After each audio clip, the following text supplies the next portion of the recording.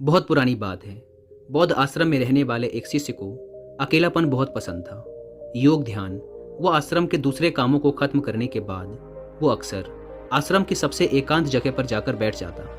बैठा बैठा आसपास की चीज़ों का निरीक्षण करता रहता या फिर किसी चीज़ पर विचार करता रहता। जब वह अकेला होता तब वह सबसे ज़्यादा खुश होता था, चाहे वो आश्रम के कामों को करने के बाद कितना भी थक जाए। लेकिन जब वो खुद के साथ कुछ वक्त बिताता तो उसकी पूरी थकान समाप्त हो जाती।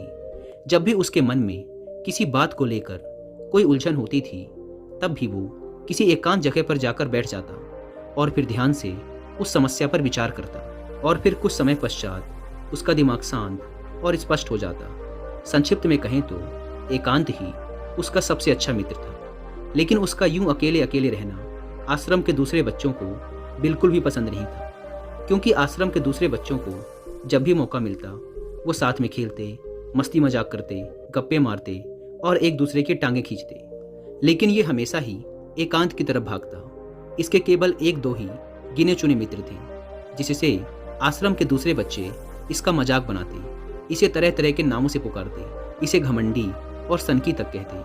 हालांकि यह दूसरे बच्चों की बातों पर ज़्यादा ध्यान नहीं देता, लेकिन फिर भी कभी कभी दूसरे बच्चों की बातों और हरकतों से इसको दुख पहुंचता। एक दिन ऐसे ही दुखी मन से वह अपने गुरु के पास पहुंचा और गुरु को सारी बात बताई कि उसे अपने एकांत में रहने से कितना प्रेम है